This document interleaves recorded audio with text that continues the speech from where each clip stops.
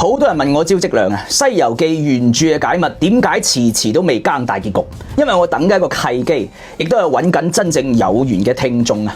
從2024年嘅8月份開始解密《西遊記》原著以嚟咧，網上面一直存在好多嘅質疑同埋嘲笑聲，好多人話我係大話西遊，亦都好多人固執咁認為影視作品先係原著。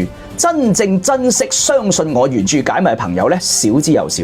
喺我呢套解密入邊啊，存在好多學術界同埋網絡其他博主從來未講過嘅觀點嘅。喺前邊120集嘅解密咧，已經講咗好多啦。但係相信我嘅聽眾咧，少之又少。所以咧，我將最炸裂嘅原著暗線秘密同埋最終嘅結局一直保留住未講，特登拖住過濾咗嗰啲唔尊重我嘅聽眾。我嘅解密視頻咧，只係做俾真正相信我嘅聽眾聽嘅。如果你係第一次刷到我嘅話咧，恭喜你，你有一個打開你新世界大門嘅機會。但係如果你想知道我講緊咩嘅話咧，只能夠先喺屏幕上面揾到合集，從我解密嘅第一集開始睇，你先可以明白我講緊咩㗎噃。今年嘅8月就係我《西遊記》原著粵語解密連載2週年嘅時間啦，我亦將會喺呢個時間更完最後嘅大結局，解開之前120集所留低嘅所有伏筆。最佳嘅朋友點個讚，我先有動力更落去噶嘛。原文再續，書接上一回。上一回講到啊，取經團隊終於嚟到靈山大雷音寺門口啦。嗱，我哋先睇原文再解密暗線嘅內容。注意一點下，上一集講過，唐僧啱啱已經喺靈魂度脫去咗肉身啦，而家佢係鬼魂嘅狀態。嗱，話說唐僧開心到手舞足蹈啊，跟住孫悟空嚟到雷音寺嘅山門之外，手舞足蹈呢個詞用得真係好啊！呢個先係原著嘅唐僧啊，佢邊有啲聖僧嘅樣嘅啫？不過都好難怪嘅。前面解密講過啦，唐僧咧被孫悟空帶住兜路咗14年啊，先嚟到雷音寺。黑叢林都去過2次啦，到咗雷音寺啊，都變成鬼啦，都仲未攞到年終獎。門口4大金剛迎接佢話：聖僧嚟咗啊！唐僧躬身咁話：係弟子玄奘到啦。講完咧就諗住入門口啦。咁金剛就話啦：聖僧等陣，等我稟報之後再入去。於是就1門轉2門，2門又傳去3門，傳到大雄寶殿。如來好高興啊，即刻召咗8菩薩、4金剛、500阿羅、3000揭諦、11大妖、18騎男，2行排列，全金子召唐僧入嚟啦。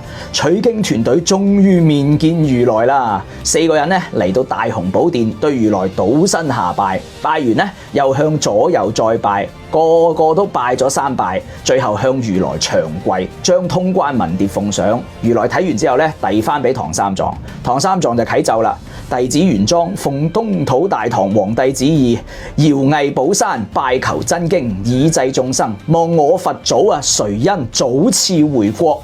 好啦，大家而家重點睇下如來講啲咩啦吓。我前面解密講過啦，如來咧係最中意車大炮嘅，最識講大話嘅。如來話：你嗰度東土乃係南贍部洲，只因天高地厚，物廣人稠，多貪多殺，多淫多廣，多欺多詐，不尊佛教，不向善緣，不敬三光，不重五穀，不忠不孝，不義不仁，悶心昧己，大鬥小稱，殺命害生，做下無邊之業，惡貫滿盈，自有地獄之災。所以咧，永墮幽冥，不得超生。雖然有聖孔嗰個人立下儒家嘅教派，帝王相繼，但係呢啲帝王咧冚唪唥都係愚昧不明、放縱無忌之輩。我今有經3藏，可以超脫苦惱，有法1藏談天，有論1藏說地，有經1藏度鬼，共計35部，總共15144卷，真係修真之境，正善之門。凡天下4大部洲之天文、地理、人物、鳥獸、花木、器用、人事，無般不在。你哋遠道而嚟，如果全部俾你哋攞走晒咧，咁你哋嗰邊啲人咧愚蠢至極，毀謗真言，不識我沙門之奧妙嘅。又叫阿羅、祇葉，你哋2個帶佢哋4個人到真樓之下，先用齋飯招待佢哋。食完啦，開咗寶閣，將我3藏經入邊35部之內各揀幾卷俾佢，教佢流傳東土，永駐洪恩。大家認真睇下如來呢番說話，如來將南贍部洲東土貶到一文不值，呢啲咪如來慣用嘅手段咯。佢自己喺西方妖魔遍地，仲好意思話東方好差噃。呢個就係《西遊記》原著諷刺小說嘅精髓啦。如來最識就係吹自己噶啦。話說師徒咧跟住阿羅同埋騎業咧去享用齋飯，嗱，呢啲全部都係仙品、仙肴、仙茶、仙果，珍饈百味，同凡世唔同嘅。神仙食嘅自然都係長壽嘅食物啦。食完飯，佢哋就嚟到咗呢個真流寶閣，準備取經啦。好啦，故事嘅高潮嚟啦，呢度大家應該有印象啦。具體有嘅經書嘅名咧，我就唔一一細說啦，大家睇原文啦。呢個時候咧，阿羅騎業咧就帶住唐僧睇完晒經書嘅名目，對唐僧話：聖僧東土到此，有啲咩人事送俾我哋咧？快啲攞出嚟啦，我先好傳經俾你哋噶嘛。人事即係禮物吓，講白咗就係要收錢。咁唐僧聽到就話啦：弟子玄奘來路遙遙，不曾準備噃。二尊者就笑住咁話啦：好好好，白手傳經濟世，後人當餓死啦。咁孫悟空見佢陰陽怪氣又唔肯傳經啦，忍唔住就叫啦：喂，師傅啊，我哋去話俾如來知，叫佢自己過嚟將啲經書俾老孫。咁阿羅就話啦：咪嘈啊，呢度係咩地方啊？你夠膽殺嘢放刁？嚟啊，到呢邊嚟接住啲經。八戒同埋沙僧勸住孫悟空啦，轉過身就嚟接經啦，一卷卷咧就收喺包袱入邊，放喺馬背上，又綁咗兩擔，八戒同埋沙僧咧就擔住。好啦，翻到寶座前面叩頭，謝過咗如來，咁佢哋就出門啦。逢一佛咧又拜兩拜，見一尊菩薩又拜兩拜，一直拜到大門，一一相辭，落山返回。大家應該記得啦，呢個時候唐僧攞到嘅經書咧係無字真經。呢度開始咧，我哋要認真睇原文啦，因為靈山真正嘅一把手出場啦噃。話說啊，呢個真流寶閣上面咧有一尊燃燈古佛。佢喺閣上面咧暗暗咁聽住呢個傳經嘅事啊，佢心入邊知道原來係阿羅騎業將無字之經傳咗出去。佢心諗啊，東土眾僧愚迷啦，不識無字之經，咁咪枉費咗聖僧呢一場拔舌咯。於是佢就問啦：座邊有邊個喺度？只見白虹尊者即刻閃身而出，燃燈古佛就話啦：你即刻作起神威，飛升趕上唐僧，將嗰個無字之經奪走，叫佢再嚟取有字真經。白虹尊者咧即刻就駕起狂風，飛到雷音寺山門之外，大作神威。哇！真係一陣好風啊！唐僧正喺度行緊，突然間聽到香風滾滾，以為佛祖保佑啦，佢就冇提防到，又聽到一聲巨響，半空中伸落一隻手落嚟噃，將馬背上面孭住啲經咧輕輕咁搶咗去啦！哇！嚇到唐僧揼晒心口咁叫啊！八戒碌地咁嚟追。沙僧咧就守護住啲經擔，孫悟空咧即刻騰雲追趕。嗰個白虹尊者驚孫悟空打傷自己噶嘛，即刻將經文嘅包袱捽碎咗，拋落塵埃。孫悟空見到啲經書跌落嚟啊，即刻就按落雲頭，唔再追啦。白虹尊者即刻熄埋風，回報古佛。呢個時候啊，取經團隊就發現半空跌落嚟嘅經文咧係冇半點字跡啊，冚唪唥都係白紙。唐僧長吁短嘆啊！我東土人真係冇福啊！好似呢啲冇字嘅空本啊，攞翻有咩用啊？點敢見皇帝啊？欺君係罪不容誅噶噃！孫悟空早已經知道啦，佢就對唐僧講：師傅啊，唔使講啦，呢啲肯定係阿羅騎嗰兩條友問我哋攞人事母，於是攞呢啲白紙俾我哋啊！快啲翻去如來前面告狀啊！問佢一個謀財作弊之罪。八戒而家喺度嗌啊！係啊，告佢啊！四個人咧即刻就翻嚟雷音寺啦。好快咧就嚟到山門之外，所有神仙都拱手相迎，笑住咁話：咦，聖僧翻嚟換經係嘛？唐僧啊點頭稱謝啦，眾金剛咧亦都唔阻攔佢，等佢入去，直至到大雄寶殿前面，孫悟空就嗌啦：如來，我師徒啊，受盡萬劫千魔，千辛萬苦，自東土拜到呢度啊，蒙如來吩咐傳經啊，俾阿羅騎業謀財不遂，共同作弊，故意將冇字嘅白紙叫我哋攞咗去，我哋攞去有咩用啊？望如來斥字啊！如來笑住咁話啦：你唔好嘈住先，佢哋兩個問你要人事嘅嘢咧，我知噶啦，但係只係經不可輕傳，亦不可空取。以前啊，眾比丘聖僧落山啊，曾經將呢啲經書喺舍衛國趙長者屋企同佢讀咗一次，保佢屋企啊生者安全，亡者超脫，只係討到佢3斗3星米粒嘅黃金翻嚟啊！我仲話佢哋賣得賤咗啊，教後代兒孫冇錢使啊！你如今空手嚟取，所以我咪傳咗白本咯。白本者乃係無字真經，都係好嘢嚟噶，只因你嗰邊東土眾生愚昧不悟，只可以傳呢種經咯。如來又叫啦，企業快啲將有字嘅真經每部入邊各揀幾卷俾佢啦，跟住嚟呢度報數。大家留意下原文啊，孫悟空係早已知之，即係暗示咗孫悟空一早已經知道如來嘅計劃啦。應該話除咗唐僧之外，孫悟空、豬八戒、沙僧甚至小白龍都知道上頭所有大佬嘅計劃啦。全部人都喺度配合做戲啫嘛，只有唐僧呢個工具人乜鬼都唔知。嗱，我哋先解釋下無字真經呢個插曲嚇，從明暗兩條線嚟解釋。明線呢，就係咁多年嚟大眾嘅解讀啦。據說無字真經先係真正嘅真經嚟嘅。大家睇下原文嚇，唐僧師徒見到無字真經返回雷音寺嘅時候呢，所有人都笑住問佢㗎：聖僧嚟換經㗎？證明靈山所有神佛都知道如來嘅全盤計劃嘅。《西遊記》原著呢係明朝嘅小說，講究嘅係修心。佛家講究兩個字叫空性，不立文字，直擊人心。有興趣嘅朋友可以另外深入了解下啦。但係《西遊記》原著係諷刺小說嚟㗎噃，背後嘅暗線呢先係真正嘅諷刺意義啊！大家回憶下前面嘅解密啦。如來係點樣起家㗎？如來嘅生意算盤打得非常之精嘅。佢話經不可輕傳，你冇錢啊，咁咪取一念咯，攞空本啊嘛。大家再回想下前面嘅解密嚇，如來發起取經項目係為咗咩啊？為咗壯大自己嘅勢力，為咗一統東西兩方嘅佛家，為咗上位萬佛之祖，為咗同道家達成最終嘅合作高度。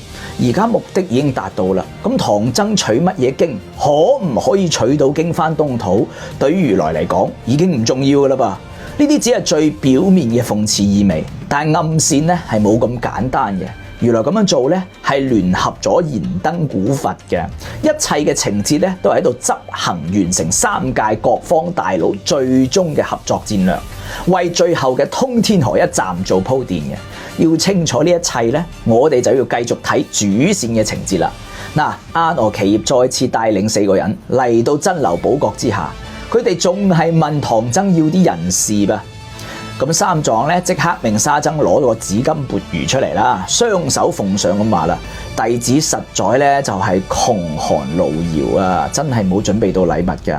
呢個缽盂咧係唐王親手所賜啊，叫弟子用佢沿路化齋。今日咧特意奉上，聊表寸心，萬望尊者咧不俾輕褻，將此收下。等我回朝奏上唐王，定有口謝。只望將有字真經賜下，不負欽差之意，遠涉之勞啊！咁阿羅接咗呢個缽盂啦，微微而笑，俾其他在場嘅神仙一個個笑住咁話：嘿呀，醜啊醜啊！哎呀，問人哋攞人事喎！好快啊，阿羅面皮都醜到皺晒啦，但係佢又攞住個缽盂唔放噃。騎業咧就開始傳經啦，三藏就叫啦：徒弟啊，你哋一個二個啊認真睇住啊，千祈唔好似之前咁啊！於是佢哋3個人咧接一卷就睇一卷啊，全部都有字嘅，總共傳咗5048卷，乃係一藏之數。佢哋收拾好啦，歡歡喜喜就返到如來面前。如來就問啦：阿羅奇業傳咗幾多經卷俾佢啊？一一報數嚟啦。咁2個尊者就開始報數啦噃。大家可以睇原文啦，我就唔一一細說啦。《西遊記》係明朝嘅諷刺小說，諷刺咗明朝封建官場嘅黑暗，收錢辦事啊嘛。大家諗下，如來嘅靈山嘅內部嘅勢力有幾咁複雜，你就知啦。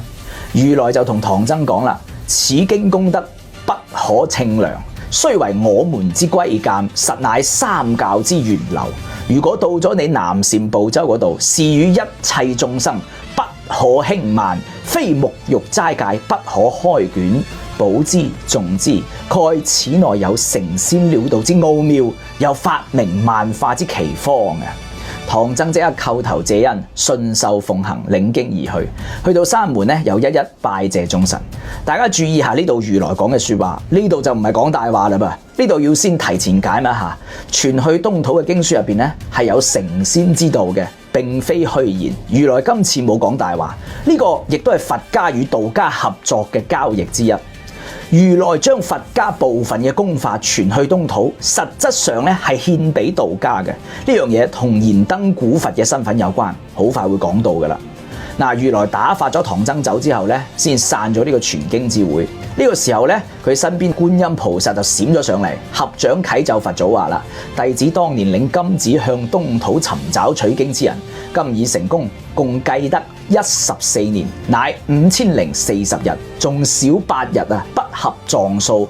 望我世尊早賜聖僧回東轉西，須喺8日之內完成藏數，准弟子繳還金子。如來好開心話啦：所言甚當，准繳金子。即刻叫八大金剛吩咐話：汝等快使神威，駕送聖僧回東，將真經傳流，即刻引聖僧西回，須喺8日之內已完一藏之數，勿得遲違。金剛咧即刻就追上唐僧，叫住咁話：取經嘅跟我嚟。於是八大金剛咧就騰雲駕霧，帶住取經團隊向東而去啦。嗱，呢度稍微解釋一下一藏之數5048，主要咧係源自唐代佛經目錄嘅卷數統計。嗱，據說唐代嘅智星法師咧編著嘅呢個《開元釋教錄》入邊啊，總共系統整理咗漢譯佛典，共收錄1076部經典，合計係5048卷，成為後世一藏嘅參考標準。於是咧，後世嘅大部分小說咧都用5048呢個數字作為一藏之數，即係圓滿咁嘅意思啊。《西遊記》原著嘅作者咧，亦都用咗呢個概念嘅，所以唐僧從出發取經到成佛，必須全程係5048日嘅。好啦，重頭戲正式開始啦噃。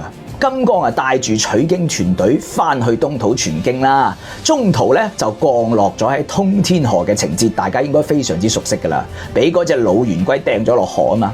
最後一難隱藏咗成個《西遊記》原著最後嘅所有隱藏真相，一切都隱藏喺通天河入邊。嗱，前面解密講過啦，通天河實際上就係天河。呢度係佛與道最終會議嘅重點啊！燃燈古佛究竟係咩料呢？點解佢係靈山嘅一把手呢？唐僧真正嘅身世係點樣嘅呢？三界嘅佛與道究竟達成咗咩新嘅合作呢？取經團隊成佛之後，到底係做啲咩職位嘅工作嘅呢？下回分解。